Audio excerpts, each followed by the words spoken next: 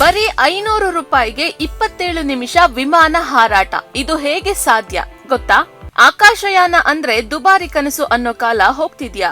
ಇಂಧನದ ಬೆಂಕಿಯನ್ನು ಬಿಟ್ಟು ವಿದ್ಯುತ್ನ ರೆಕ್ಕೆ ಕಟ್ಕೊಂಡು ವಿಮಾನಗಳು ಹಾರುವ ಯುಗ ಬಾಗಿಲು ತಟ್ತಾ ಇದೆ. ಕೇಳೋಕೆ ಅಸಾಧ್ಯ ಅನ್ಸಿದ್ರು ಅಮೆರಿಕಾದಲ್ಲಿ ನಡೆದ ಒಂದು ಪರೀಕ್ಷಾರ್ಥ ಹಾರಾಟ ಭವಿಷ್ಯದ ವಿಮಾನ ಪ್ರಯಾಣದ ಚಿತ್ರಣವನ್ನೇ ಬದಲಾಯಿಸುವ ಸೂಚನೆಯನ್ನು ಕೊಟ್ಟಿದೆ. ವಿಮಾನ ಅಂದ್ರೆ ಸಾಮಾನ್ಯವಾಗಿ ನಮ್ಮ ಕಣ್ಣ ಮುಂದೆ ಬರೋದು ದುಬಾರಿ ಟಿಕೆಟ್, ಏವಿಯೇಷನ್ ಫ್ಯೂಯಲ್, ದೊಡ್ಡ ನಿರ್ವಹಣಾ ವೆಚ್ಚ. ಆದ್ರೆ ಇದೇ ವಿಮಾನಕ್ಕೆ ಇಂಧನದ ಬದಲು ವಿದ್ಯುತ್ ಬಳಸಿದರೆ ಹೇಗಿರುತ್ತೆ? ಹೌದು, ಅಮೆರಿಕ ಮೂಲದ ಏರೋಸ್ಪೇಸ್ ಕಂಪನಿಯೊಂದು ಇದೇ ಪ್ರಶ್ನೆಗೆ ಉತ್ತರವನ್ನು ಹುಡುಕುತ್ತಿದೆ.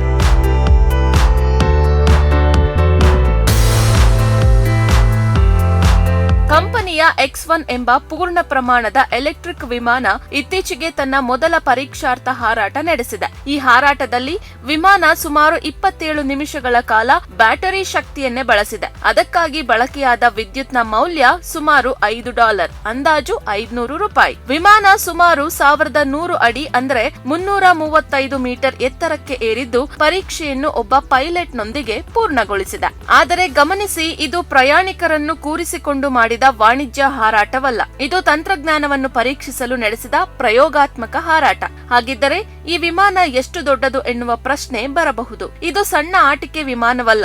X1 ನ ರೆಕ್ಕೆಗಳ ಅಗಲ ಸುಮಾರು 106 ಅಡಿ, ವಿಮಾನದ ಒಟ್ಟು ಉದ್ದ ಸುಮಾರು 76 ಅಡಿ, ಅದರ ತೂಕ 25,000 ಪೌಂಡ್ಗಿಂತ ಹೆಚ್ಚು. ಅಂದ್ರೆ ಖಾಲಿ ಶಾಲಾ ಬಸ್ನ ತೂಕಕ್ಕೆ ಸರಿಸಮನಾದಷ್ಟು. ಹೀಗಾಗಿ ದೊಡ್ಡ ವಿಮಾನವನ್ನೇ ಬ್ಯಾಟರಿ ಶಕ್ತಿಯಿಂದ ಹಾರಿಸುವ ಸಾಧ್ಯತೆಯನ್ನು ಪರೀಕ್ಷಿಸುತ್ತಿರುವುದು ಈ ಪ್ರಯೋಗದ ಮುಖ್ಯ ಅಂಶವಾಗಿದೆ. ಹಾಗಾದ್ರೆ ವಿಮಾನದ ಟಿಕೆಟ್ 500 ರೂಪಾಯಿ ಆಗುತ್ತಾ ಎನ್ನುವ ಸಂದೇಹ ಮೂಡಬಹುದು. ಇಲ್ಲ, ಸದ್ಯಕ್ಕೆ ಇಲ್ಲಿ ಒಂದು ಮುಖ್ಯ ವಿಚಾರ ಅರ್ಥ ಮಾಡ್ಕೊಳ್ಬೇಕು. 500 ರೂಪಾಯಿ ಎನ್ನುವುದು ವಿಮಾನವನ್ನು ಸಂಪೂರ್ಣವಾಗಿ ನಿರ್ವಹಿಸುವ ವೆಚ್ಚವಲ್ಲ. ಅದರಲ್ಲಿ ಪೈಲಟ್ ಸಂಬಳ, ವಿಮಾನ ನಿಲ್ದಾಣದ ಶುಲ್ಕ, ವಿಮೆ, ನಿರ್ವಹಣೆ, ಬ್ಯಾಟರಿ ಬದಲಾವಣೆ ಮತ್ತು ಇತರ ವೆಚ್ಚಗಳು ಸೇರಿಲ್ಲ. ಆದರೆ ವಿದ್ಯುತ್ ಚಾಲಿತ ವಿಮಾನಗಳ ದೊಡ್ಡ ಸಾಧ್ಯತೆ ಇಲ್ಲಿದೆ. ಇಂಧನ ವೆಚ್ಚ ಕಡಿಮೆ ಮಾಡಿ, ನಿರ್ವಹಣಾ ವೆಚ್ಚ ಕಡಿಮೆ ಮಾಡಿ,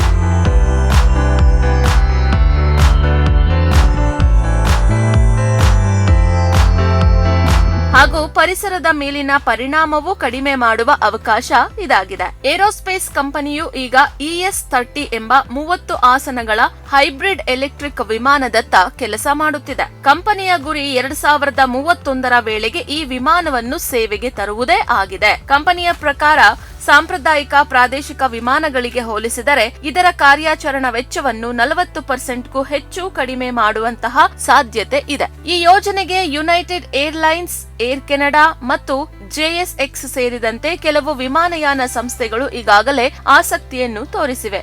ಹಾಗಂತ ನಾಳೆಯಿಂದ ಬೆಂಗಳೂರಿನಿಂದ ದೆಹಲಿಗೆ 500 ರೂಪಾಯಿಗೆ ವಿಮಾನ ಸಿಗುತ್ತೆ ಅಂತ ಭಾವಿಸಬೇಡಿ. ಆದ್ರೆ ಒಂದು ವಿಷಯ ಮಾತ್ರ ಸ್ಪಷ್ಟ, ಇಂದಿನ ವಿಮಾನ ಇಂಧನದ ಯುಗದಿಂದ ನಾಳೆ ವಿದ್ಯುತ್ ಮತ್ತು ಹೈಬ್ರಿಡ್ ವಿಮಾನಗಳ ಯುಗದತ್ತ ಏವಿಯೇಷನ್ ನಿಧಾನವಾಗಿ ಹೆಜ್ಜೆಯನ್ನ ಇಡುತ್ತಿದೆ. ಬಹುಶಃ ಭವಿಷ್ಯದಲ್ಲಿ ವಿಮಾನ ಪ್ರಯಾಣ ಹೆಚ್ಚು ಕೈಗೆಟುಕುವಂತೆಯೂ ಹೆಚ್ಚು ಪರಿಸರ ಸ್ನೇಹಿಯಾಗಿಯೂ ಬದಲಾಗಬಹುದು.